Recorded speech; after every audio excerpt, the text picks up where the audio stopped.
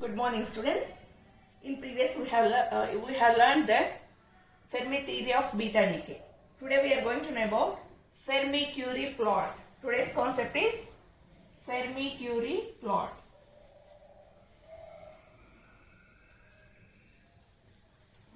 In previous lecture we have learned about Fermi theory of beta decay. In order to overcome the problem faced in beta continuous spectrum, Fermi has given the equation, or Fermi has established the equation in which the electron transfer its momentum from Pe to Pe plus dPe. Okay. Now, today we are going to know about Fermi-Curie plot. Now, the most convenient way of plotting the experimental results and comparing with the theory was first established by Curie in the year 1936. Okay, so he has given the method to plot experimental results in a more convenient way,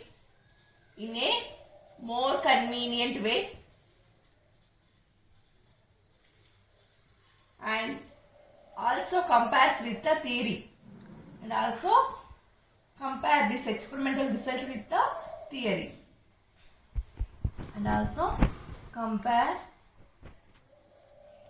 with theory was first given by Curie in the year 1936. Okay, in the year 1936. So, what he has given the convenient method or convenient approach to tally experimental result with the theory. In which year? In the year 1936. Now, in Fermi theory of beta decay, what we have learned? We have learned the probability of an electron, okay, which transfers momentum from Pe to Pe plus dPe. Now, we are going to consider the same equation. That means the probability of electron momentum between Pe and Pe plus dP per unit time, in addition to, that means by considering the Coulomb interaction correction term. So now, by considering Coulomb correction term,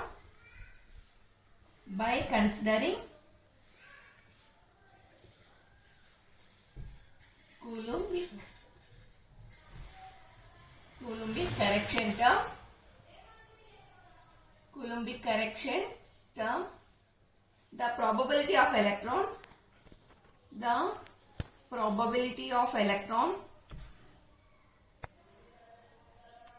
momentum,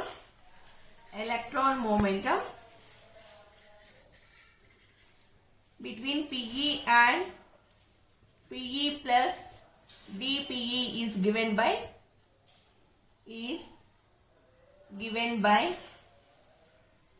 P of Pe dPe. Here P of Pe into dP is nothing but probability of electron which possesses momentum between Pe and Pe plus dPe. Now this equation is given by C square F of Z comma E into E naught minus E square Pe square dPe. Consider this as equation number 1. That means by considering Coulombic correction term, okay, the probability of electron whose momentum lies between Pe and Pe plus dPe is given by this equation. Now here, see, we are observing where C is given by G mod MIF 2 pi cube C cube H cut 7 whole power minus 1 by 2. Consider this as equation number 2. Now here equation 1 can be written. Okay, equation 1 can also be written as under root P of PE by F of Z comma EE. PE square is equal to C of E naught minus EE, that is equal to C of E naught minus TE. Consider this as equation number 3. Now here you are observing T naught and TE. Okay, where TE and T naught, where T naught and TE represents kinetic energies.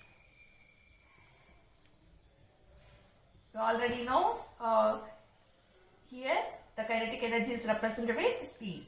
Okay, so TE and T naught represents the kinetic energy.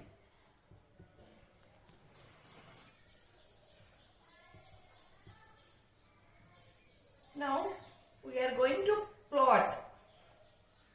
Okay, we are going to plot a curve by considering, okay, under root P of PE by F of Z comma E. Okay, F of Z comma EE, that means energy of the electron into PE square against the TE. Then we will observe the plot as. Now we are going to draw a graph between, okay, by considering the parameters. Along the y-axis we are going to consider P of PE by F of Z comma EE into PE square whole power 1 by 2, that means square root of this term along the y-axis, and along the x-axis they have considered the kinetic energy. Now according to this plot, it has a straight line which intersects the energy on the y-axis. Okay, here we are observing 0 keV, 0.25 keV, 0.5 keV and 1 keV.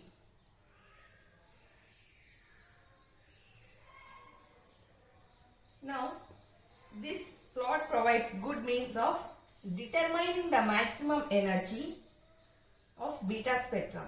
So in beta spectrum, how we have observed the spectrum like this.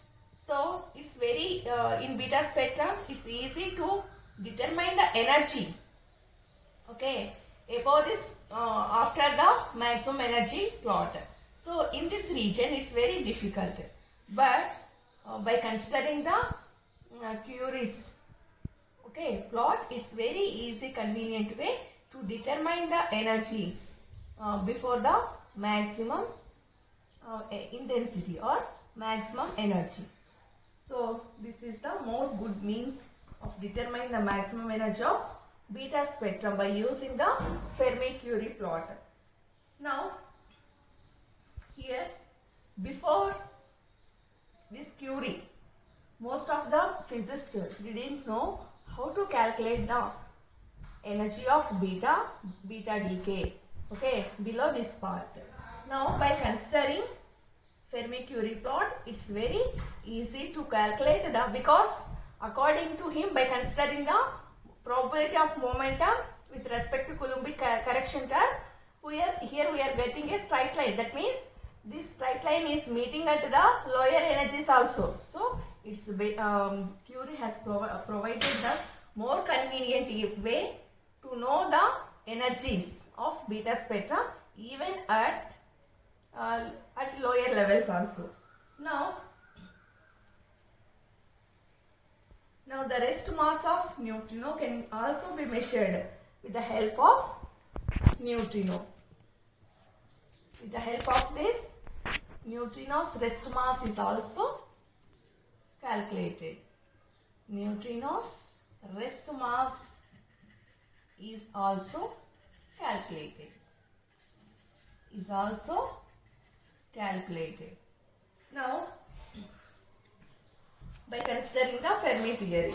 Now, taking into account a relativistic mass correction term for the neutrino, the momentum distribution is given by, okay, again by considering relativistic mass correction,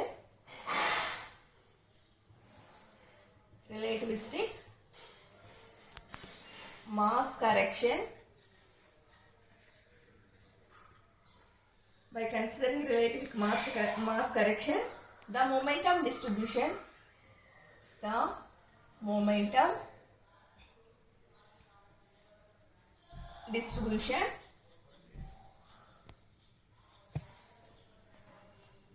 is given by P of PE into dPE is equal to C square F of Z comma E. Here F of Z comma E represents the Coulombic correction term, okay, into PE square by of E naught minus E plus M nu into E naught minus EE plus M nu minus M nu square whole power 1 by 2 into 1 plus or minus M nu by EE of E naught minus M naught M nu square, M nu whole power 1 by 2. So, this is the equation, okay, which tells about the momentum distribution term by considering the relativistic mass correction. That means, simply by using Fermi-Curie plot, it's very easy to calculate the whole energy of beta spectrum. Okay. So, whereas in Fermi theory of beta decay, it's very difficult to calculate the energy before the maximum energy. Okay, only maximum energies are calculated. Below that, it's very hard to calculate. So, by using Curie plot, it's very easy to calculate whole energy of beta spectrum. And he also told that neutrino rest mass is also calculated by Fermi-Curie plot. Okay, and the momentum, by considering mass correction term, the momentum distribution is given by this equation. Next, we are going to know about beta selection rules. Okay, next we are going to know about beta selection rules. Next, we are going to know about beta selection rules. Beta selection rules. Or sometimes they will ask classification of beta transitions.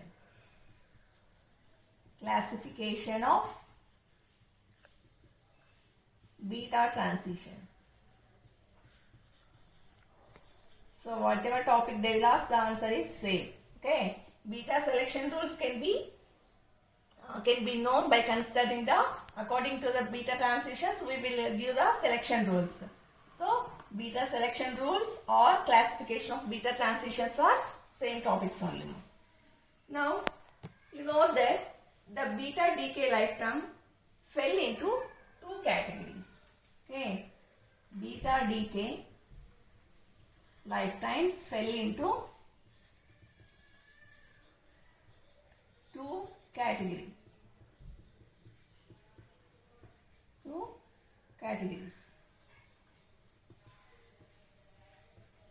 Now, accordingly, the transitions of beta decay can be classified into two. They are allowed and forbidden. So for allowed, the transition will be different. For forbidden, the transition will be different. So the lifetime of beta decay can be categorized, can be divided into two types. Similarly, the beta transitions are also two types. The beta transitions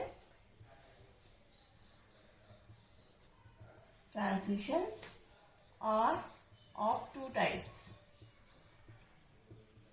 What are them? Allowed transition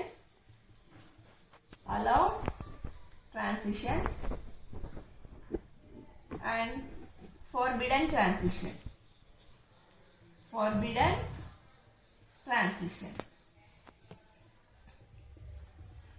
Allowed transition and forbidden transition. So first of all, what is the meaning of allowed transition? That means allowed transition is nothing but you consider any energy level or any band. It consists of different energy levels.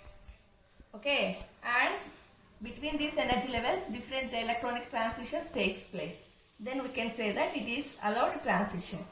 Okay, forbidden means no energy levels exist between the two energy levels. Then we call it as forbidden transition.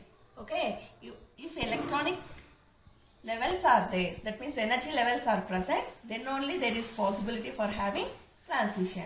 So only thing you have to keep in mind is in allowed transition, many electronic transitions are present. Electrons are present. In forbidden, no electrons are present. If no electrons are present in the sense, no energy level is present between the two bands.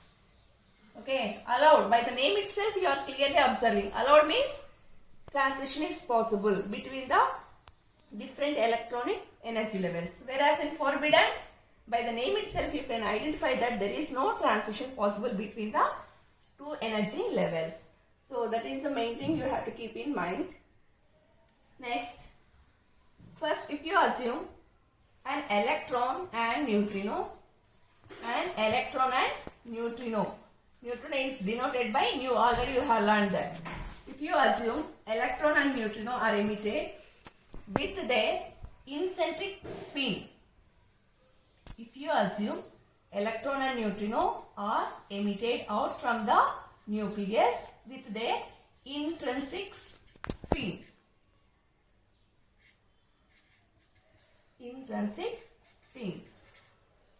Now, if you assume this incentric spin is anti-parallel.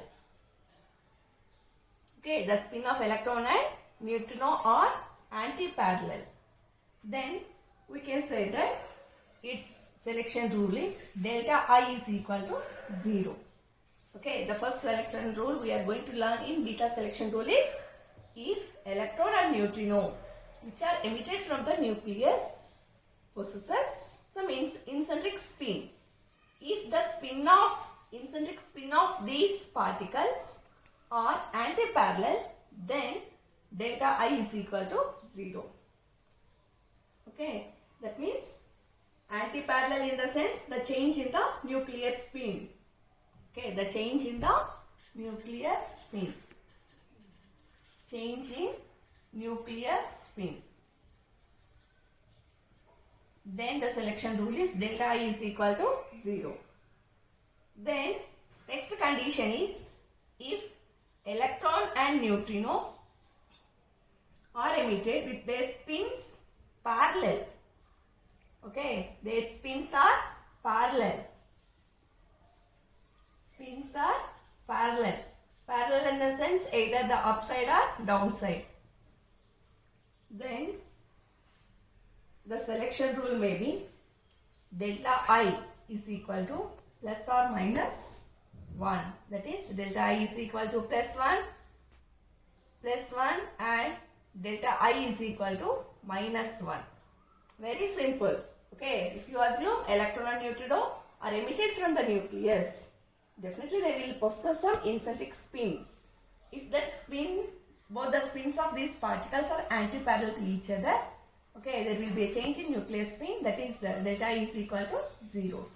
Now, if the same particles emitted from the nucleus possess spin and they are parallel, then the selection rule is delta I is equal to plus or minus 1. So from that you can consider delta I is equal to plus 1 and delta I is equal to minus 1. Now, by just now we have learned that if the electron neutrino, if they are emitted, if they have incentric spin, okay, if they are parallel, what will be the selection rule? If they are anti-parallel, what will be the selection rule? Now, the former selection rule was proposed by Fermi. Okay, initially the selection rule was proposed by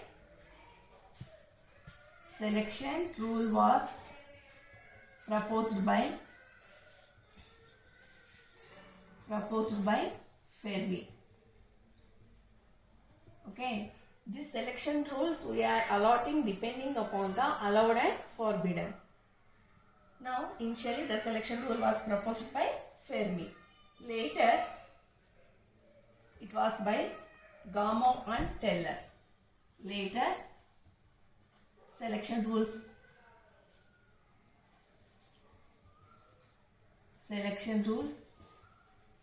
were also proposed by Gamow and Teller. So initially who proposed the selection rules?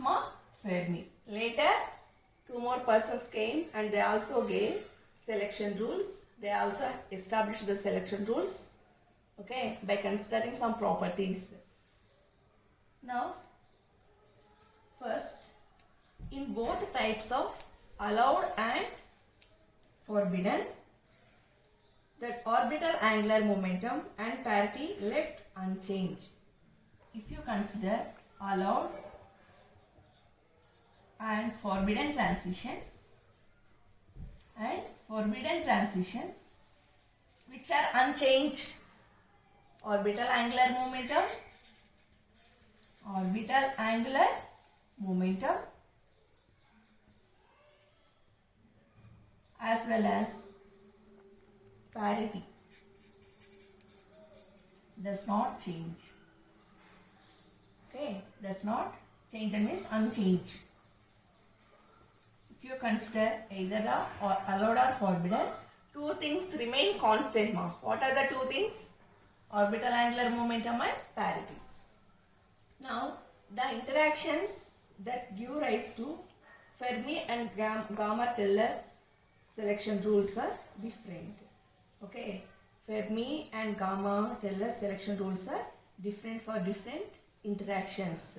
That means for allowed, the Gamow-Teller selection rules are different. For forbidden, the Gamow-Teller selection rules are different. Okay, so simply we can say that allowed selection rules are entirely different from the forbidden selection rules.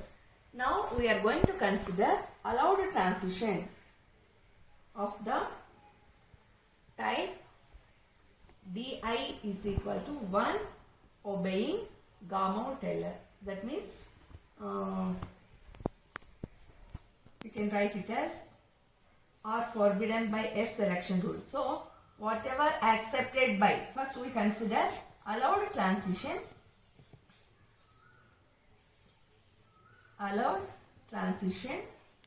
of the type delta I is equal to 1. Now, this transition is not accepted by Fermi. Okay, Fermi and Gamow-Teller selection rules are different.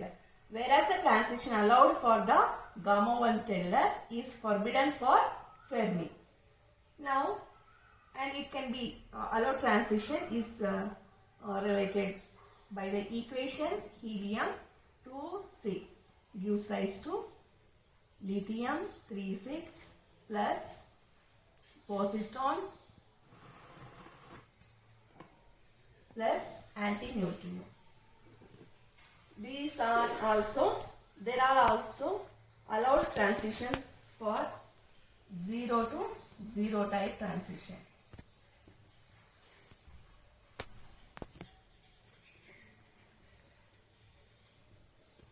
Okay, by Fermi selection rule, but forbidden by, that means whatever selection rule obeyed by Gamow and Teller, it becomes forbidden for Fermi. Whatever selection rules allowed for Fermi is forbidden for Gamow and Teller. That you keep in mind. That means according to Fermi, if the selection rule is allowed, then the same selection rule becomes forbidden for Gamow and Teller. So that means their selection rules are totally opposite. Now, if you consider beta transition with angular momentum carried out by two lighter particles, then you know that angular momentum is represented with here L beta, and its selection rule is 1, 2, 3 and so on, and it can be classified as first, second, third and so on forbidden transitions. Forbidden transitions. Now, if you assume L beta is odd, then final initial and final nucleus have opposite particles.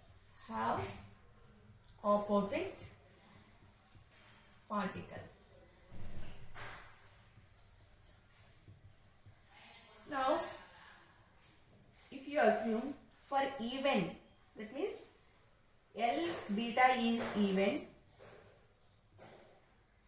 then initial and final nucleus have same parity. Okay, same parity. Here same thing, opposite particles possess the opposite parity. Okay, simply you write parity.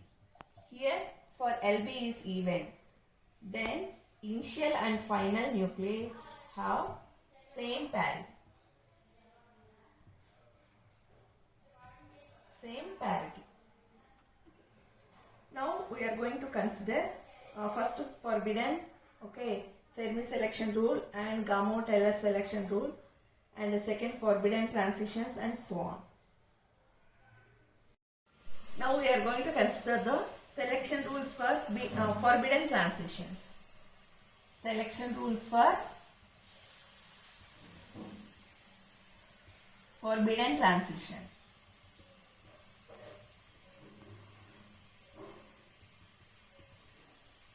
Now first consider first forbidden.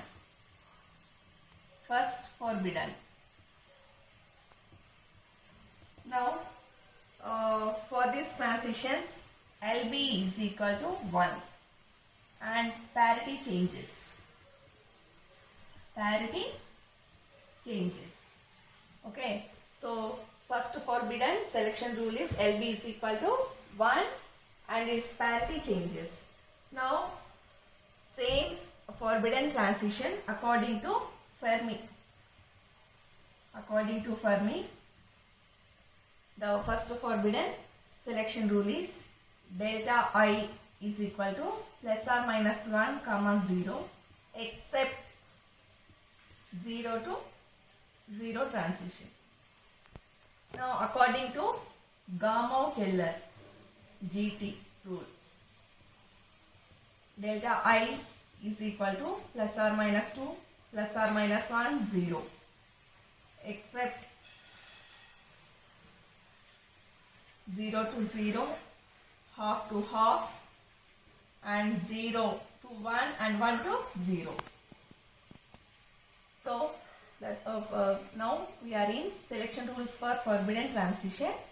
Now we are representing forbidden transition selection rule in terms of, okay, LB is equal to 1.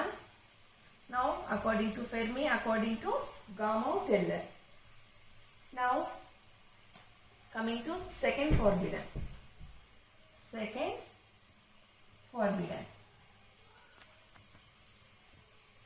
For second forbidden, actually the normal selection rule is L beta is equal to 2, and here parity changes no. Here no change in parity. No change in parity. Now, according to Fermi, the selection rule for second forbidden is given by delta I is equal to plus or minus 2 comma plus or minus 1 except 0 to 1 and 1 to 0 transition. Now according to Gamow-Teller, okay, the selection rule for second forbidden transition is given by delta I is equal to plus or minus 3 comma plus or minus 2 comma 0 except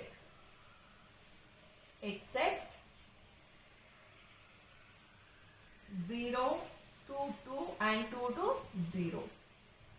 Now similarly you can represent for nth forbidden also. For nth forbidden the Fermi selection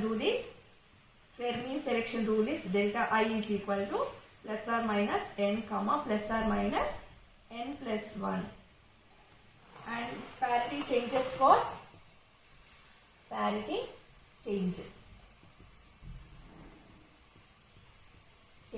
if n is odd. So these are the selection rules for the